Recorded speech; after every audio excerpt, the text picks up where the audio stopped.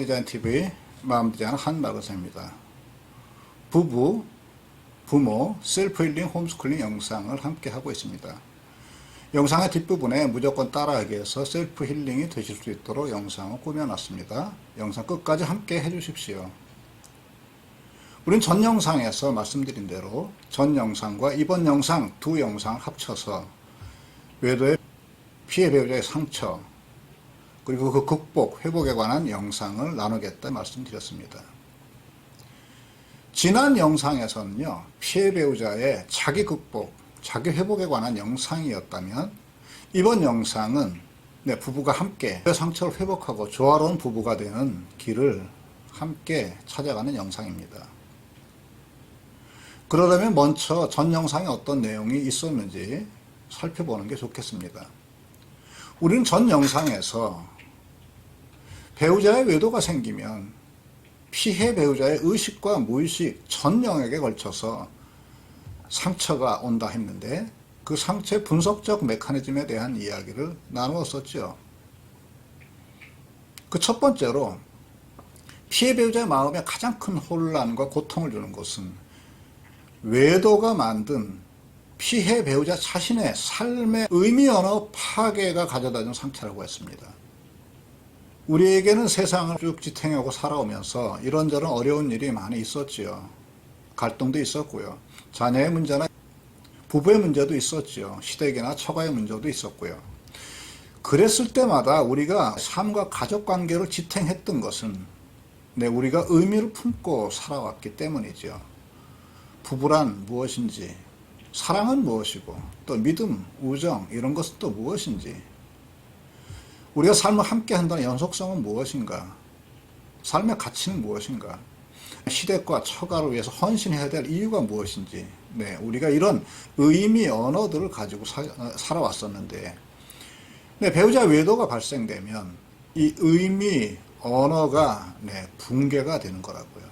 이게 첫 번째 고통의 근원이라고 말씀드렸습니다. 그리고 그 의미 언어의 상실화 현상은 피해 배우자와 부부의 삶을 파괴하는데 이 에너지 자체적으로도 엄청난 생명력을 가지고 있다 했습니다. 그 결과 피해 배우자는 주체의 소외가 일어난다 말씀드렸고, 그러면 주체에는 빈 공간이 되고 그 결과 외로움, 공허 이런 것들이 반복적으로 찾아온다 했습니다. 그러면 이걸 보상하려는 욕구가 우리 안에 또 있는데, 이것은 사랑을 확인하거나 인정을 확인하거나 믿음을 확인하거나 의미를 확인하거나 하는 의심, 집착, 불안 이런 것들이 중첩돼서 일어난다 했습니다. 이렇게 의미 언어가 파괴되면 의미 언어의 파괴 현상은 피해 배우자의 자아에 개입됩니다. 여기서 두 번째 고통이 온다 말씀드렸어요. 의미 언어의 파괴가 가져온 자아 위축과 축소가 온다 했습니다. 타자의 내 삶을 의존하는 현상이 심화되고 자존감이 저하되고 자존감이 소멸됩니다. 부정적 내러티브가 내 마음속에 생기는 거죠. 나는 이제 매력이 없어. 나는 이제 남자도 혹은 여자도 아닌가 봐. 나는 저 사람에게 더 이상은 중요한 사람이 아닌가 봐. 나는 홀로 살 수 없나 봐. 이렇게 피해자는 자기 자신에 대한 존재 확신을 잃게 되는 것이죠. 그리고 세 번째 현상이 오는데 피해 배우자의 욕망의 방향이 뒤틀린다 이렇게 말씀드렸습니다. 배우자의 외도는 피해 배우자에게 타자, 일테면 배우자죠. 타자의 욕망을 욕망하는 마음을 심화시킵니다. 타자의 욕망을 욕망한 마음이 생긴다고요. 그건 다음과 같은 현상을 만들어내는데, 배우자의 욕망이 무엇인지 끝없이 알고 싶어 합니다. 그가 무엇을 원하는지 감시하고 배우자의 욕망이 자기를 향하는지, 상간남, 상간녀를 아직도 향하고 있는지 확인합니다. 배우자의 시선이 자기를 향한지를 욕망하는 거라고요. 주체는 자기의 욕망을 욕망하지 못하고 가해 배우자의 욕망을 욕망함으로써 주체를 위축, 의존, 분해, 분열시킵니다. 네, 이런 현상이 네, 반복적으로 일어난다는 것. 네, 이것을 전 영상에서 나눴습니다.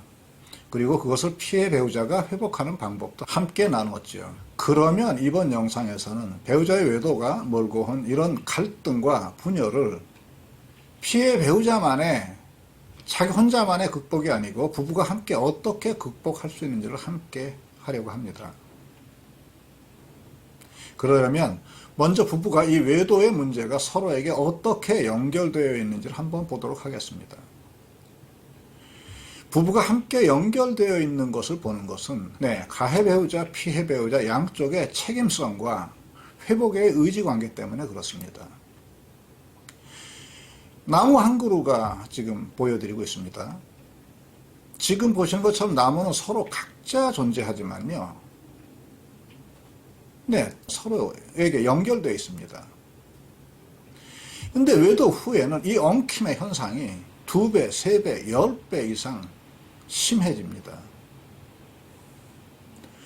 가해 배우자의 외도는 피해 배우자의 상처와 연결되어 있고 또 피해 배우자의 상처는 가해 배우자의 스트레스와 또 연결되어 있습니다.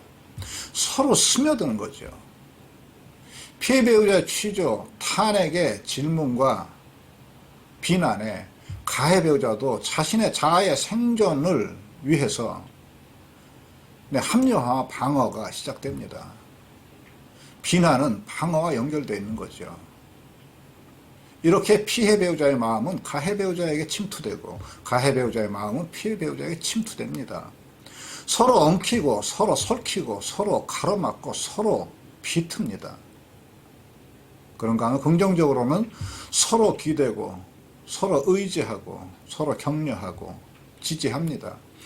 그리고 이 외도에서 비롯된 환상을 횡단하고 돌아갑니다. 한 사람의 생각은 저 사람의 생각에 영향을 미치고 한 사람의 욕망은 배우자의 욕망에 투사됩니다. 한 사람의 화나 분노의 감정은 저 사람에게 전달되고 그 사람의 불안과 의심은 다른 배우자의 불안과 의심을 증폭시키는 거죠. 한 사람의 내면의 분열과 붕괴는 다른 배우자의 내면을 헤집는가 하면 한 사람의 헌신과 공감은 다른 배우자의 마음에도 헌신과 공감을 낳습니다. 근데 이렇게 부부는 서로의 깊이 연결되어 있습니다. 이 연결 현상, 여기에 주목을 해야 외도의 회복에 이를 수가 있습니다. 그래서 두 사람이 함께 노력하면 그 연결과 스며듦 때문에 조화와 질서를 회복할 수가 있는 거죠.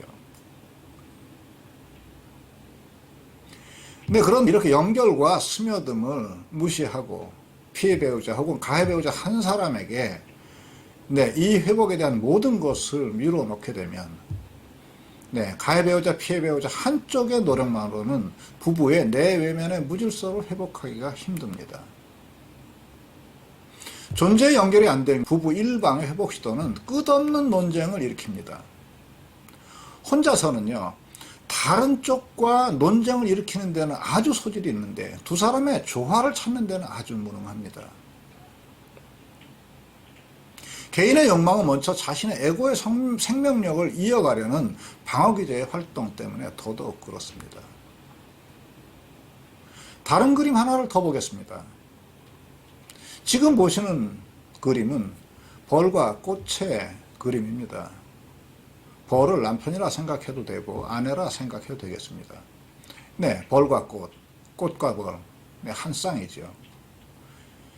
잘 들여다보십시오.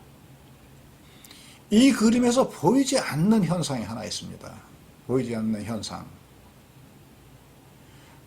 이 그림에서 보이지 않는 현상. 이 그림의 배후에는 잠재적 씨앗이나 열매가 보이는 거라고요. 이 둘 사이의 운동, 지금 눈에 보이지는 않지만 이 둘 사이의 운동과 간섭이 열매, 씨앗이라는 잠재적인 수학을 만드는 것이라고요. 꽃과 벌은 잠재적인 씨앗을 얻기 위해 서로가 서로를 내어주며 주체적으로 함께 합니다. 벌은 꽃에게 결핍을 채우도록 자신을 내어줍니다. 꽃은 자신을 벌에게 내어주면서 벌이 결핍을 채우는 것을 돕는다고요. 이런 관계를 통해서 꽃에 수정작용이 일어납니다. 예, 수정작용. 부부관계로 얘기하면 회복입니다. 조화로움이죠. 눈에 보이지 않지만 이 수정으로 나타나는 씨앗과 열매가 부부에게 필요한 겁니다. 꽃과 벌이 있다고 씨앗과 열매가 생기는 게 아니죠. 이 둘은 서로 어떤 함께 있는 운동 상태에 있어야 합니다. 바로 이것이 열매와 씨앗을 틔우는 차이를 만드는 거죠. 그리고 오늘의 무조건 따라하기입니다.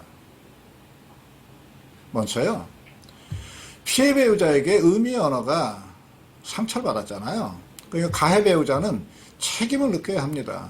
그리고 자신이 무엇인가 할 의지를 품어야 해요. 그래서 피해 배우자가 삶의 의미의 언어, 부부의 의미의 언어를 재생산하는데 온 힘을 기울여야 합니다. 그리고요, 이게 일시적인 치유의 방식이 돼서는 곤란합니다. 자신도 그런 의미의 언어를 품고 전 인생을 살려는 의지를 가져야 합니다. 부부라는 삶의 의미가 바뀌는 거죠. 사랑이라는 의미도 바뀝니다. 우리가 한 공간에 있는 것뿐만이 아니라 그의 성숙을 갈망하고 좋아하고 그의 행복을 행복해하고 믿음, 매일매일 살아가는 곳에서 믿음을 만드셔야 돼요. 우정, 삶의 가치, 부모의 가치를 함께 공유하십시오. 부부의 연속성, 가족과 자녀들을 위해서 헌신할 이유와 의미를 함께 하십시오. 피해 배우자 혼자만의 힘으로는 이 의미 언어를 재생산하는 데 한계가 있습니다. 이것은 전적으로 부부가 함께 해야 얻을 수 있는 잠재적인 열매 중 하나이죠. 그리고는요, 가해 배우자는 피해 배우자의 자존감을 회복시키는데 본인이 할 수 있는 모든 것을 해야 합니다. 진심으로 사랑한다고 말해주세요. 당신 중요한 사람이라고 말해주십시오. 사랑을 확인시켜주고 그의 존재를 확인시켜 주십시오. 배우자가 나를 떠나지 않고 나와 함께 있는 것에 끝없는 고마움을 표현하십시오. 그가 나에게 얼마나 중요한 사람인지를 반복해서 표현하셔야 합니다. 반복하고 반복하셔요. 자신이 이 의지를 품고 이 마음을 품고 그 마음을 전달하세요. 먼저 보여드리는 부부 사이에 연결된 나무의 이미지를 주목하셔요. 꽃의 운동, 벌의 운동, 서로 부딪힘, 스며듦에 주목하셔요. 어제와 다른 차이를 만든 것은 이 부부 사이에 있는 운동성이고 움직임이고 힘입니다. 세 번째는 배우자에게 생긴 대상의 욕구를 채워주셔야 합니다. 그가 사랑받는 대상임을 확인시켜 줘야 합니다. 친절하십시오. 그래서 친절을 갈망하는, 욕망하는 그의 대상을 만족시켜 주세요. 따뜻하게 대하고 다정하게 대하십시오. 그의 아픔에 공감하세요. 그가 자신의 마음을 알아달라고 생각하는 그 대상의 욕구, 욕망을 채워주십시오. 아프다는 말에 공감하세요. 배려하는 마음으로 대하시고 자신의 행동과 태도, 특히 마음의 태도를 잘 살피십시오. 피해 배우자가 여전히 나에게 중요한 사람임을 알 수 있도록 배우자를 대하십시오. 그리고 평생 그렇게 살아가기로 그런 의지를 품으십시오. 그러면 외도의 문제가 우리에게 알려주는 부부의 조화로운 삶을 살아가라고 이야기하는 외도가 들려주는 소리가 우리에게 들려지고 우리가 응답하면 고통도 멈춥니다.